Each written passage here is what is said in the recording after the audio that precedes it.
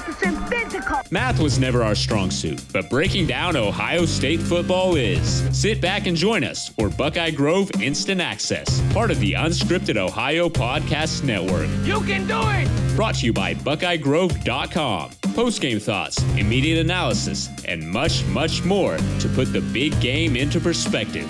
Without any further delay of game, here's your host, Kevin Noon. Kevin, goddammit. Hey, welcome to the BIA Podcast. I'm your host, Kevin Noon, and you have made it to episode 50. It's taken us a hot minute to get to this point, but I promise you the next 50 will occur quicker as we are now on a 3-day-a-week schedule. Mondays, Wednesdays, and Fridays, barring something crazy, and then as news breaks. So we could even do more than 3. It just kind of depends on what's going on, but it is... what are we sitting at? October 5th, so less than 20 days to the start of Ohio State's season, but that doesn't mean there's not football going on in the interim. What are your thoughts? Are you enjoying watching football with the Big Ten still not playing, but knowing that the Big Ten season's coming? I'd be interested to hear on your thoughts on that. But there's been no shortage of, some entertaining games. There have been some snoozers, and I think anybody who listens to the show on the regular knows that I've had a bit of an issue seeing some of these lesser teams over and over and over again. But, now that we have 3 of the Power 5 conferences playing, not the Big Ten and not the Pac-12 at this point, at least we're getting to see some games. And, I want to kind of start off the show by talking about some of the bigger games that happened over this weekend as I'm flying solo today. The first game that comes to my mind is Iowa State 37, Oklahoma 30. Oklahoma now on a 2-game losing streak. This is Iowa State's first win over Oklahoma in Ames, Iowa since 1960. So it's been a while. And Oklahoma is now on a 2-game losing streak going into its annual game against Texas. When you look at the game, I think you would have figured that Brock Purdy, if Iowa State, the Iowa State quarterback, if the Cyclones were going to win this game, he was going to have to play out of his mind. But honestly, 12 of 24 for 254 and a touchdown, that's not really the numbers you would expect in this type of upset win. It's more of what Iowa State did on the ground, carrying the ball 31 times as a team for $135, which is, not incredible, but 3 touchdowns. On the other side, Spencer Rattler, the all-world freshman quarterback for the Sooners, he threw for 300 yards, a couple of touchdowns, 25 of 36. But threw a very critical interception, and we'll talk about that in a second. You look at the Cyclones, and it looked like they were going to win, and then Oklahoma kept getting close, and ultimately it was a Breece Hall touchdown, 8-yarder with about 4 minutes left in the game that ended up being the difference. But that doesn't mean that there wasn't a final push by the Sooners. But Hasheem Young had an interception of Rattler in pretty much the final minute of the game in the end zone. Lincoln Riley was apoplectic. He thought that there was a holding by the defense there. Maybe there was, maybe there wasn't. Officiating, I think, at all levels has been pretty weak so far, but it is what it is. It was called how it was, and 37-30 is your final score. And, of course, Ohio State fans watch this game and kind of snicker because Alex Grinch is making more than $1.5 million as this defensive savior for the Sooners, and it just hasn't happened yet. You're sitting there and you're looking at a team that gives up 37 to Iowa State, an Iowa State team that, yes, is ranked now, but probably won't be. I mean, then again, if Iowa State keeps winning, that doesn't matter, but probably wouldn't be ranked if we were talking about a full top 25, which we will get to later on. A team that barely beat TCU 37-34, something on the Horned Frogs in a minute, and then lost to Louisiana Lafayette 31-14. So this is not a case of this being some sort of juggernaut Cyclone team. It certainly is not. And then you look at the Sooners, who have lost to Kansas State and Iowa State now, and have one win against Missouri State, who most people don't know much about. I don't know a lot about them. Don't want to know a lot about them. And, it just kind of is what it is. So now the Sooners are sitting 1-2, 8th place in the Big 12. One of 3 teams with no conference wins. The Sooners, the Red Raiders of Texas Tech, and then, of course, the Fighting Les Miles of Kansas. Everybody else has either a 1-1 record or 2-0. And then you only have one team left in the conference that is undefeated overall, and that's Oklahoma State. And Oklahoma State, to this point, certainly has not really gone into its schedule. A pretty decent win against Tulsa to start the year. We'll talk about Tulsa in a few minutes. Wins against WVU and Kansas. So you look at Oklahoma State, and they still have to play Iowa State, Texas, K-State, Oklahoma, and TCU. All of those games still on the schedule. So the Big 12 very well may be out of college football playoff contention before Halloween. And you can sit there and say, well, that's most of the way through a regular season, but it doesn't change the fact that they're not going to have anybody standing there come November 1. And when we're not going to know the college football field until the 20th, we're talking 7+ weeks, 8+ weeks, where they're not even going to be in the conversation.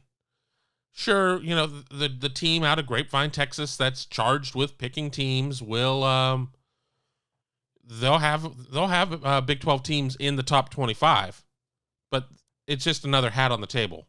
They are done. They are done. And I say by Halloween, truthfully, they're done today. They're done yesterday. They were done before October 5th. So enjoy watching those games, but they're not really going to mean much in terms of the college football playoff field.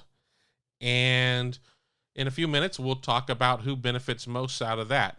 But let's talk about another Big 12 game as our hater tour continues. TCU 33, Texas 31. Max Duggan comes back to quarterback the Horned Frogs after dealing with a heart condition. He gets cleared. Doesn't necessarily go crazy in terms of his passing game, which is fine. But his rushing is ultimately what makes the difference, in my opinion, in this game. And it was only 17 carries for 79 yards, but a pair of touchdowns. As the Horned Frogs rushed for 226 against a Chris Ash-led defense under Tom Herman. They got the band back together in Austin, and they're playing their worst hits right now. I am not sure if Tom Herman is going to make it to 21 at this point. They threw a ton of money at him, and the results have not been there. They've had these same results out of Charlie Strong. They've had these results that led to the dismissal or retirement or what have you of Mac Brown. Mac Brown suddenly didn't become a lesser coach. He's doing just fine at North Carolina. So we hear all this about Texas being back. They're not back. They're not back. Texas honestly should have lost last week to Texas Tech. Bully for the Longhorns for bouncing back and snatching defeat out of the jaws, or victory out of the jaws of defeat. But it certainly wasn't an impressive game in terms of a championship pedigree. They did beat the crap out of UTEP. I mean, you got that. So Texas trying to come back and win the game. Keontae Ingram trying to go in on a short dive, gets the ball knocked out of his hands. Horned Frogs fall on it, and that's that. I just don't know if Tom Herman is necessarily the right fit there. But who is? What is going to be right for that position? They have got fantastic facilities, fantastic alumni support. They're in the middle of one of the most talent-rich states in the country. I lived in Texas for 5 years. I know what high school football is down there. They just can't seem to get out of their own way. And this isn't a case of once things started to turn on them that they're stuck with a lot of the same players that maybe weren't panning out. They've had a chance to cycle through a couple of times, and they just haven't been able to figure it out. And I don't think they're going to figure it out this year. I really don't. Yes, they're 2-1, 1-1 in the Big 12. I mean, they very well could win the rest of their games. But everybody's going to remember that Tech game. Everybody's going to remember this TCU game. And they're just not very good. They're just not that good. And it sets up a tremendously entertaining and interesting game in the Red River shootout, rivalry, whatever they call it, brought to you by AT&T, Whataburger, Taco Bueno. I don't know. And OU is either going to be on a 3-game losing streak, or OU will get over on Texas, and Texas will be sitting with 2 losses. And both of the teams that were supposed to be left standing at the end will be done for. Let's jump to the SEC. There were a couple of big games in terms of the rankings, but none were bigger than the UGA Auburn game. And I was excited about this game, even though UGA looked really mortal for a little more than 2 quarters against Arkansas. And honestly, I never have any faith in Auburn, ever. I just don't. I don't know why. It's just one of those situations of where it's a team that I don't trust to win a big game, but then when I turn my back on them, they'll pull out a big one here and there. But I had no faith in Auburn showing up for this game, and I was proven to be right, which I generally am. Stetson Bennett, backup, well, she's the starting quarterback, but he certainly was not in the plans to be anywhere near the number 1 quarterback position at UGA. But when Jamie Newman opts out and Dwan Mathis doesn't necessarily get it done in the first game of the season, and they're still waiting to figure out what they're going to do with JT Daniels, you're left with Stetson Bennett. And more power to this kid who might be 5'10". Might be 5'10". 17 for 28, 240, a touchdown. I would dare to say he's more than a game manager. I mean, and we look at the term game manager and we just look down our nose. It's just like somebody who's out there not to screw things up. But, I mean, the kid's been pretty good. I don't think he holds on to the position all the way through the season. I don't. I think that UGA will be forced to make a move. One-time Ohio State commit Zamir Zeus White, 19 carries, 88 yards for 2 touchdowns. But let's talk about the UGA defense. I don't know, because I don't watch a lot of Auburn, because, again, I don't trust them. Therefore, I just don't watch them. They threw for 177 yards and ran for 39 yards. 39 yards. Whatever you want to say about UGA, they generally have some pretty solid defenses. And I think they've got a championship type of defense this year. Will it be enough to get them through the season? I don't know. Do they have the offense to get through the season? Again, I don't know. Stetson Bennett, probably, I don't have the UGA schedule in front of me at the moment, will probably, he'll make some mistakes along the way. He's an elder statesman in terms of being toward the end of his eligibility. Got to Georgia as a walk-on, left to go to the JUCO ranks, came back on scholarship, but still was not necessarily in the plans to be the quarterback. Great story. I'm sure Tom Rinaldi or Jen Leda or somebody over at Game Day is going to have to do a story on him at some point. But I don't know if that's the championship quarterback. But that's championship defense. I do now have the schedule in front of me. They're home against Tennessee and at Alabama in the next 2 games. So it's put up or shut up time. We'll know a lot about what's going on there. For full disclosure, I am not much of a Vols fan, and I know that I'll get Vols Twitter after me, and I'm fine with that. But, they're sitting looking pretty good right now in what it is that they're doing, 2-0. But it's that Alabama game that really is going to be the game that we'll all be talking about here before the Big Ten season starts. And we'll talk about Alabama briefly. They rolled Texas A&M. There's no reason to go into them at length right now. But one more game I want to talk about before we take our break.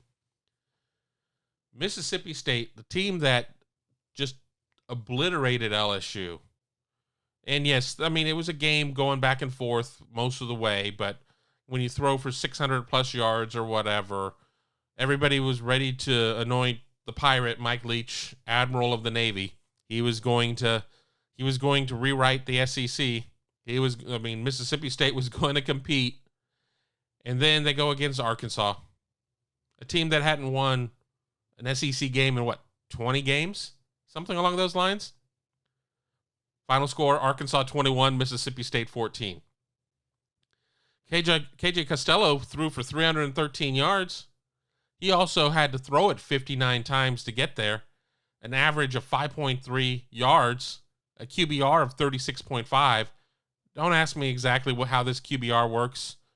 The bigger the number, the better. I know that much. I know enough to say that 36.5 isn't that good. 3 picks against Sam Pittman's defense.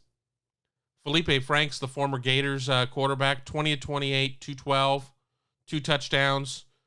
He had a QBR of 77.7, considerably better than Costello's. And so now we're sitting with an SEC where you look at the SEC West, everybody has a loss except for Alabama. Everybody else is 1-1. Alabama's 2-0. And then you go over to the East, and you have 3 teams sitting 2-0 with Florida, Georgia, and Tennessee. And then the other 4 teams are all 0-2, Kentucky, Missouri, South Carolina, and Vanderbilt. And I don't really think anybody was hitching their wagon to any of those 4 teams to pull off an upset in a division that everybody truthfully believed was going to come down between Florida and Georgia. And it appears that's going to be the case. November 7th will be the date that those 2 teams square off, 3:30 on CBS. I know I'll be watching. I mean, I'll probably be watching an Ohio State game too, or working on that, but that's going to be a tremendous game. On the other side of the break, we're going to talk a little bit more, though, about the group of 5, who benefits most from the Big 12 being essentially dead on arrival. The Pac-12 has its schedule released. We'll talk about that a little bit, and we'll look at the top 25. All that and more here on the BIA Podcast on the other side of this quick break. Egg Water Conditioning has been treating well in city water in Central Ohio with American-made water filtration products for over 60 years. Have a water quality problem? The water treatment experts at Hague know how to solve it. Not sure if your water softener is working? They will test, inspect, and sanitize any brand of water softener for only $20. Schedule a system checkup or water test today by calling 614-836-2195 or visit them online at HagueH2O.com. That's HAGUE H2O.com. Welcome back to the BIA Podcast. I'm your host, Kevin Noon, and I'm flying solo today. I promise I won't do this every Monday, but I think just sometimes coming off the weekend, it's just easier if I knock the show out myself. A couple of the top teams in the rankings had relatively easy days. Clemson with a 41-23 win over Virginia, and Alabama rolls A&M 52-24. Neither of those games ever really close at any point. It'll be interesting to see when these teams are challenged. With Alabama, we know, I think we know what's going to end up happening, that there'll be somebody who will step up from the West that'll play them close in a game. And then they're going to have to deal with whatever comes out of the East. But, I want to talk about Clemson a little bit more and their schedule. They have an interesting game coming up this next week, home against Miami. Is Miami for real? I'm saying no. But D'Eriq King will be the best quarterback that they face this season, in the regular season. All apologies to Ian Book. I think D'Eriq King is dynamic. I think he is a playmaker. I would pay a decent ticket price to watch him play. I just don't think that Miami has the roots at this point to be able to win this game. When you look at what Miami has done so far, when you look at their schedule, they're 3-0. They beat UAB quite handily, 31-14. Then they also win by a couple scores against Louisville, and then they punk FSU. They haven't faced any adversity. Clemson is going to create all sorts of adversity, tons of adversity. And your really good teams, your great teams, know how to answer that and apply their own pressure. I am not convinced that the culture is there yet at Miami for them to be able to withstand that. Could it happen? Sure. You never know. You just don't know. Miami is such an unpredictable team. They've been predictable as of late, predictably bad.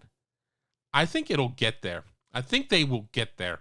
I don't think it'll be this year, but I think they certainly are better, and I think they're improving. And I think that you'll see them do quite well on their schedule once they get past Clemson. Pitt, UVA, NC State, Vatech, Georgia Tech, Wake, and then they finish with North Carolina. As long as they don't end up on the receiving end of a 52-10 beatdown like they handed down to the Seminoles, I think they'll be fine. I think, though, that if they get just demolished, that's the kind of game that ends up being 2 losses, because you're stuck thinking about that the following week, and you're not sharp, and your eyes aren't open, and you end up losing again. And we see that happen a lot. We always joke as sports writers about that team beat them so bad they lost twice. And that could happen.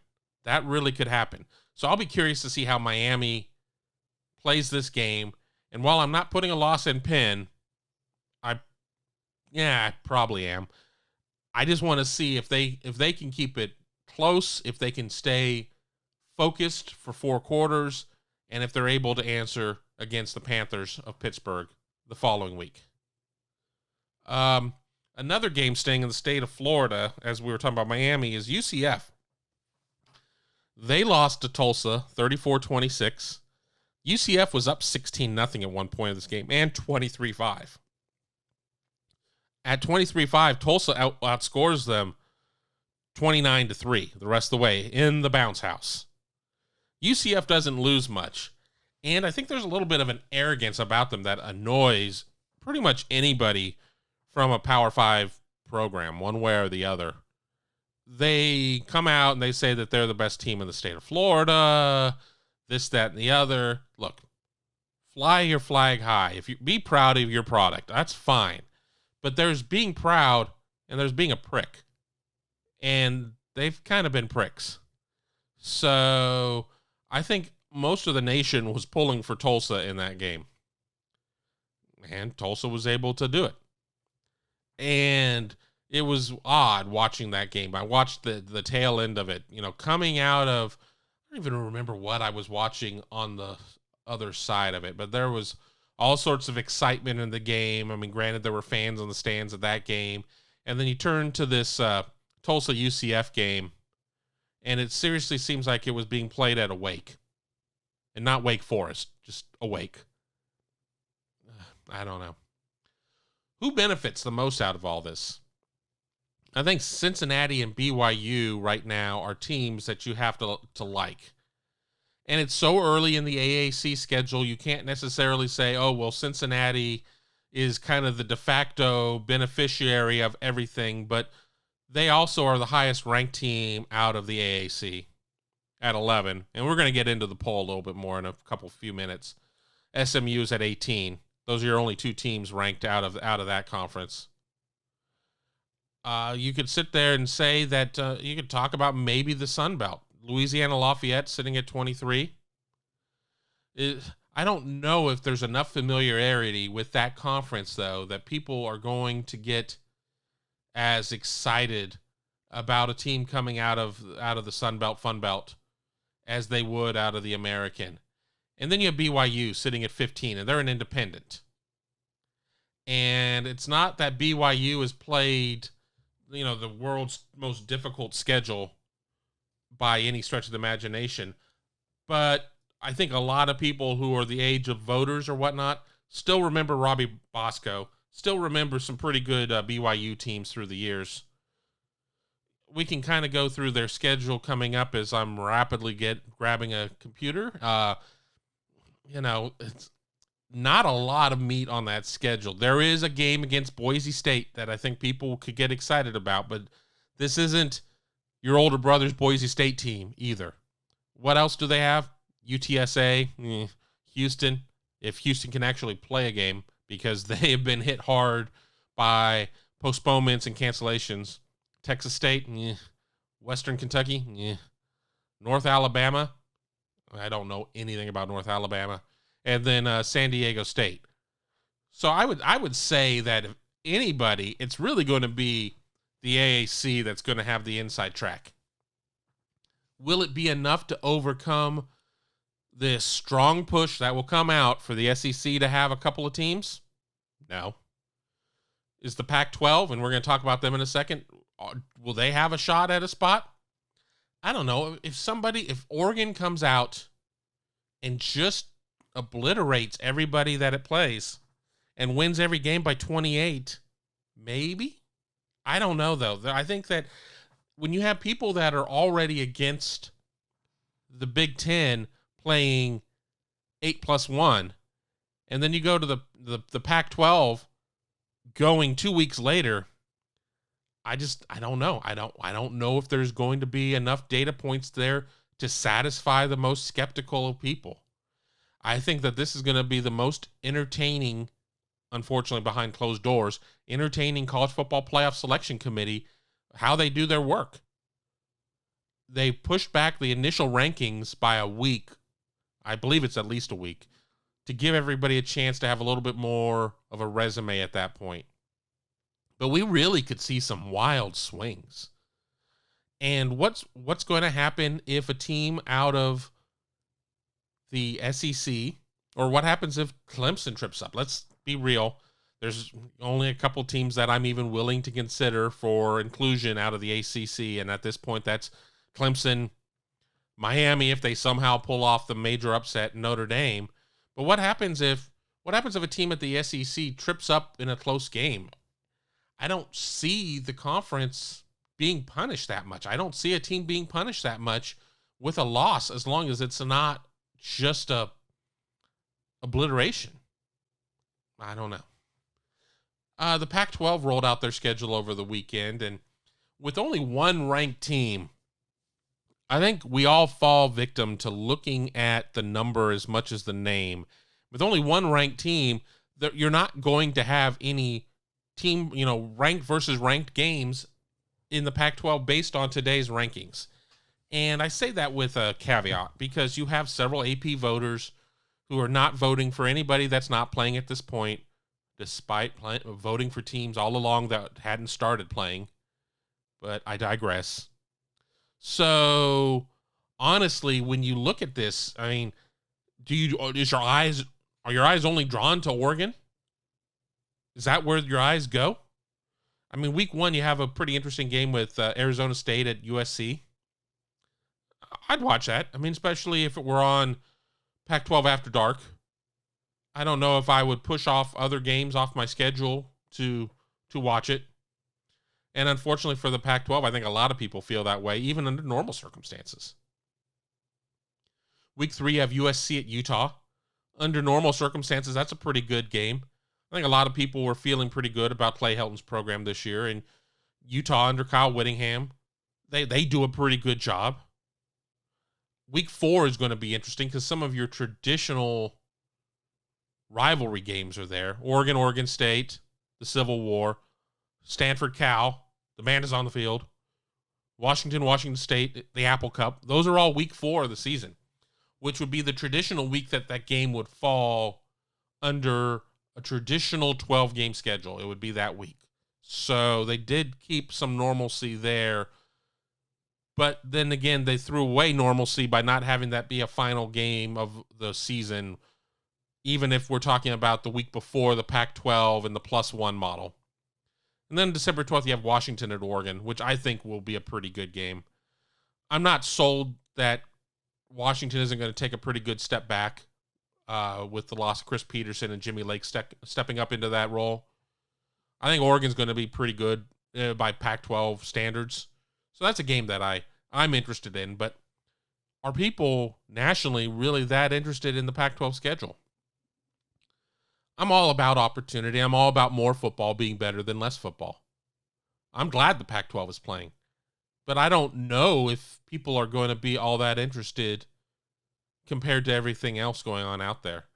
I mean, the good news is that it creates some more opportunities, more games, and you just never know. Every time we think chalk is going to happen, chalk doesn't happen. So you never want to say that they're completely done before they even start.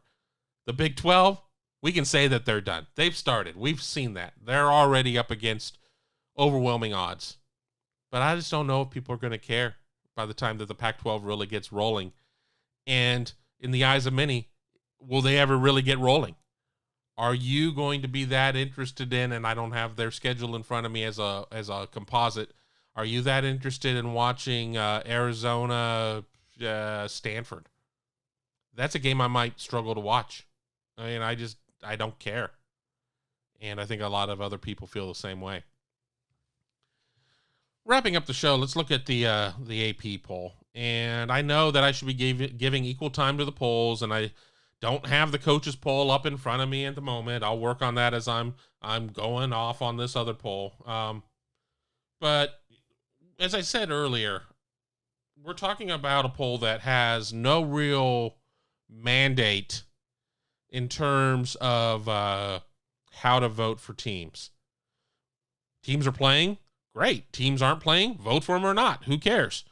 So, we once again have a pretty wide stretch in terms of how people see these teams out of the Big Ten and the Pac-12.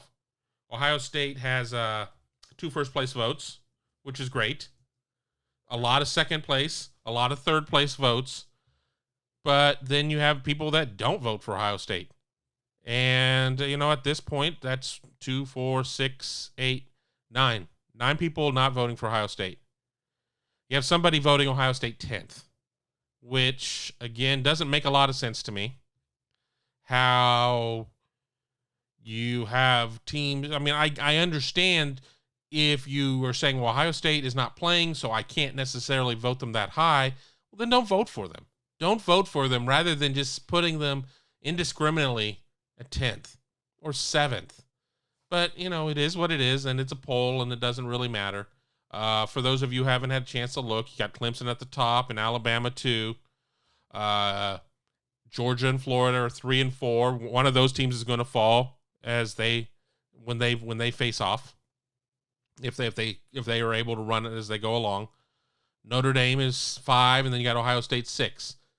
I was able to filibuster long enough to get the Ohio State or get the coaches poll up, and Ohio State is 6 there as well, sitting with 2 first-place votes in that poll as well. This is where I have my issue, and the reason I wanted to talk about it. I'm not gonna talk about the AP poll every week. Maybe I will. I'm not planning on it. How is Oklahoma receiving 20 votes? And that doesn't mean 20 people are voting for him. There's somebody voting for, I think at least 1, maybe 2, voting for Oklahoma like 21st in the country, getting them more points, obviously. I don't understand that whatsoever. A 1 and 2 Oklahoma team getting votes over, I don't know. I mean, I'm looking here.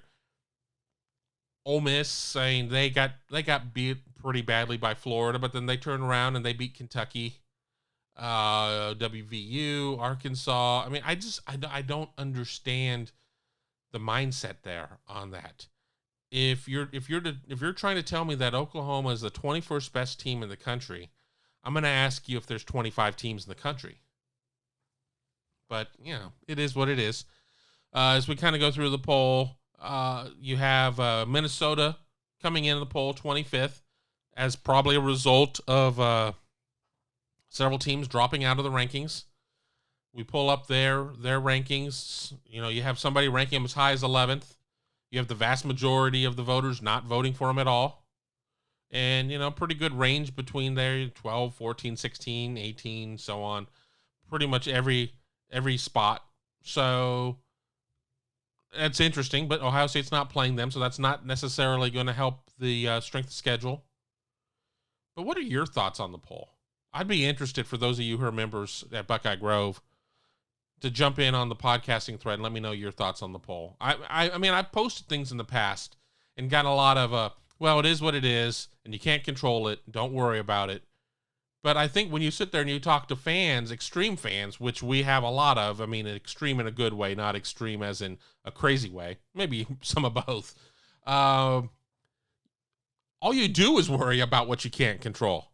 There's so much of this that we can't control. So I don't know. I mean, I agree. The only poll that matters is the college football playoff poll, and the only one of those that matters is the final one that sets the 4-team field. But it just seems odd. It just seems odd. I have an issue with Oklahoma getting 20 points in there. I really do. I really don't see it. Just to finish off, Big Ten teams that are ranked in the AP poll. You have Ohio State 6, Penn State 9, Wisconsin 16, Michigan 20, and then Minnesota 25. So, you know, it'll be interesting to see, you know, how things shake out and what things look like before the Big Ten actually starts to play. And then once the Big Ten starts to play, what will these voters who have decided for one reason or another, it's their vote. They can do whatever the heck they want with it. I mean, I'm not gonna chastise them. I disagree with them, but it's their vote, so go for it. But it'll be interesting to see. Then do you suddenly fly up to the spot that you probably should be at, or do you have to work your way up? And that's where I'll have a real problem. I'll have a real problem if at that point these voters install the Big Ten teams and by extension Pac-12 a couple weeks later in at 20 and be like, well, you're going to have to work your way up. And then, because we know what ends up happening later, once other conferences are done and teams are idle, they generally don't move. So I don't know. A quick look at the big games for next week. You've got Virginia Tech, North Carolina, 12 o'clock on ABC. That'll be fun. On ESPN, you got Florida, Texas A&M. I think Florida should probably wipe the floor with A&M. Texas OU on Fox, a big noon Saturday. Tennessee and Georgia, that's one I'm looking forward to seeing at 3:30. That's your big CBS game. Miami and Clemson is a 7:30 game on ABC. A little bit before that, you have Ole Miss, Alabama. I only am interested in that game because, for those of you who know me, my wife went to Ole Miss. So I have to pull for Ole Miss or sleep on the sofa. I don't think they have much of a chance, Lane Kiffin withstanding. And a game I'm just be interested in watching just because of just how bad this team has been. Florida State will be going to Notre Dame on the NBC game. Florida State was losing to Jacksonville State. They were down, 21-7 at one point. They ended up bouncing back and running away 41-24. But how bad are the Noles? We'll talk about that one another time, though. We're closing in on 40 minutes, and I think we've kind of covered the week that was. I want to thank everybody for listening to me here on the BIA Podcast, episode 50. I am your host, Kevin Noon, and looking forward to talking to you again here very soon. And if you're not a member to Buckeye Grove, be sure to give us a look. We're going to have a really big promotion coming up here once the season starts. So if you've been on the fence, you have no reason at that point not to pull the trigger. I'll have more details as we get a little bit closer. But once again, I'm Kevin. This is the BIA Podcast, and thanks for listening. Be sure to stay up to date with Buckeye Grove Instant Access when the news breaks or after the big game. Exclusively at BuckeyeGrove.com or anytime on SoundCloud, iTunes, Google Play, or Stitcher as part of the Unscripted Ohio Podcast Network. Hit that subscribe button so you can stay in the know and never miss a single episode.